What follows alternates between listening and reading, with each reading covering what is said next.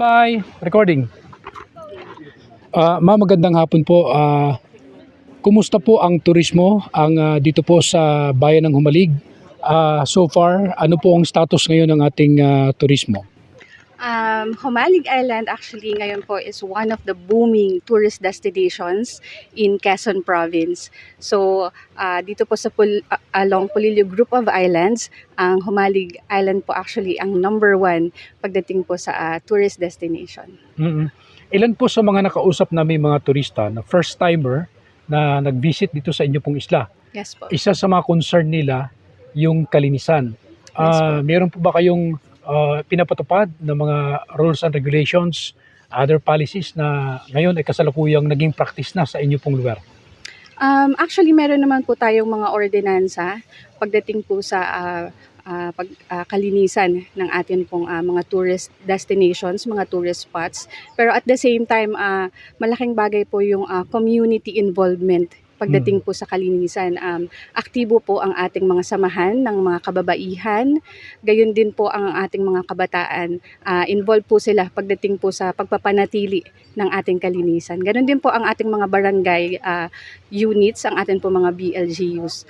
Tuloy-tuloy po yung mga coastal clean-up drive natin to maintain yung cleanliness po ng ating mga spots. Yung mga lugar na kung saan ay talagang dinarayo ng mga turista na siyang inirekomenda nyo na saan sila mamamasyal, ano po ito? Marami po tayong mga accommodations, marami po tayong mga beach resorts. I think mga around 40 na pwede nyo pong pagpilian pagdating sa accommodations. Lahat po sila magaganda. At the same time, meron po tayong mga tourist spots. Andyan po ang ating Lingayen Cove. Mas kilala po siya sa tawag na Little Batanes. Andyan din po ang ating Pamana White Beach Resort. Mas kilala po yan sa tawag na Little Boracay.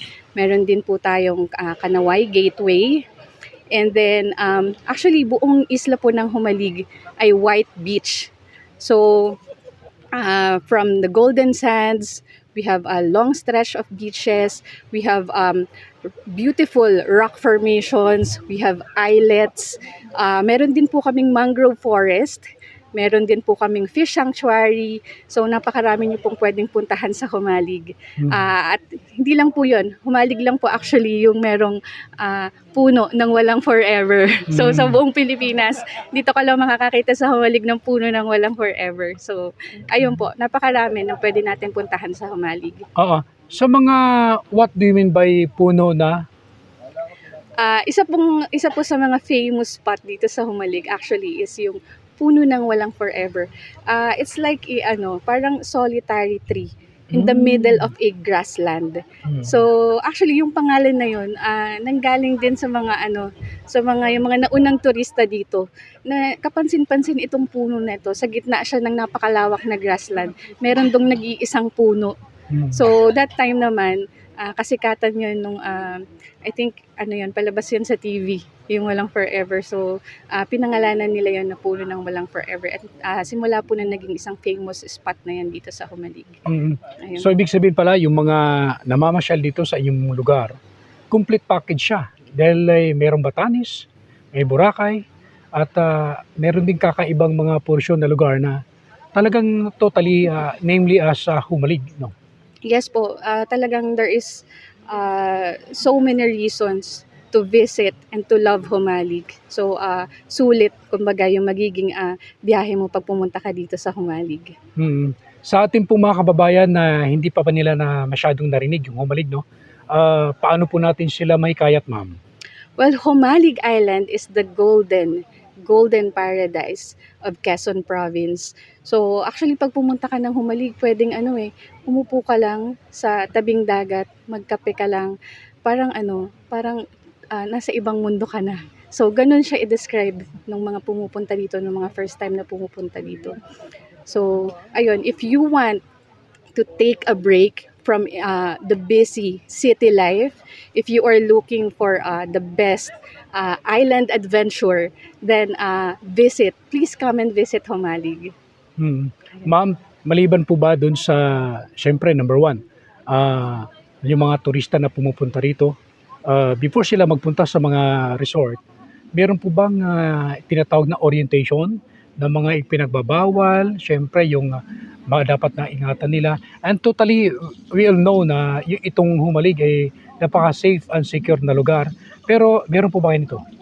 Well, kapag pupunta po kayo ng Humalig, first na kailangan nyo pong gawin talaga is mag-book ng accommodation. And yung accommodation nyo po, sila talaga yung mag-a-assist sa inyo. Iga-guide nila kayo dun sa mga kailangan nyo pang ihanda. At sila rin po ang mag-assist sa inyo para sa pagbubook ng sea transportation ng boat po ninyo. So lahat, i-orient po kayo ng, kung saan man po kayo nakabook na resort. Okay. Yes po. So, well organized pala. Yes po. So ngayon po, lingid po sa ating mga kababayan na hindi pa nila alam yung saan yung Humalig. Paano po ba mararating ang isla na ito kung ikaw ay nasa Metro Manila? Well, Humalig Island is very accessible po from Manila. So from ang station po is Legarda Station. Meron po tayo dong bus or van na pwede niyo pong sakyan for 500 pesos going to Real Quezon. So pagbaba niyo po ng Real Quezon, pwede naman po kayong sumakay ng tricycle going to Ungus Port kung saan nandun po yung sakayan ng papunta sa Humalig. So yun po. So from Ungus Port, sasakay naman po kayo ng bangka. How many hours and magkano pong pamasahe?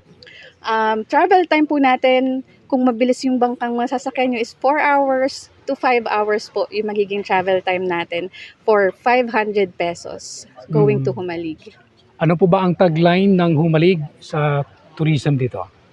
Well, Humalig, islang kaibig-ibig. Yes. Bakit siyang tinatawag siyang kaibig-ibig? At the same time, mahuhumaling ka sa Humalig. Yun. Yun po So, yung mga famous magliligalig ka na nating dito? minsan mahuhumaling, minsan nagliligalig. Yun yung sabi ng mga turista. Oo. So ma'am, kayatin po natin ating mga kababayan para dagdag pa mga turista dahil alam ko nitong nakaraan ng mga Semana Santa at ngayon tuloy-tuloy pa rin na summer dahil sobrang init. Anong buwan po ba na perfect time, perfect month na dapat sila mamasyal dito? Ayun, so please visit us, come and enjoy our Humalig Island from January to August. Yan po yung summer season. So less po dyan yung walang hassle tayo masyado pagdating sa alon. So, pero pwede pa rin naman po kayong pumunta dito even August to December. Basta magche-check lang po muna tayo ng weather forecast. Pero advisably, please visit Humalig from January to August. Ayun. Pero ma'am, pagdating nila dito, sa mga mahilig kumain, ano bang mga pagkaing binabalik-balikan dito sa inyo pong bayan? Siyempre, kilalang kilala yung Humalig pagdating sa seafoods. So, andyan yung lobster, crabs, shrimp, squid. Meron din tayong mga seashells natin, available din yan. Pwede nating mabili dito sa Sabihin lang natin dun sa may-ari ng resort na kung saan man tayo, kung saan man yung accommodation natin, and sila talaga yung mag-a-assist sa mga pagkain. Pwede rin bang paluto rin dito? Yes po, pwede rin po yan. Basta sabihin nyo lang po dun sa resort na gusto nyo pong magpaluto. Maraming salamat ma'am. Ayun, marami pong salamat. Okay.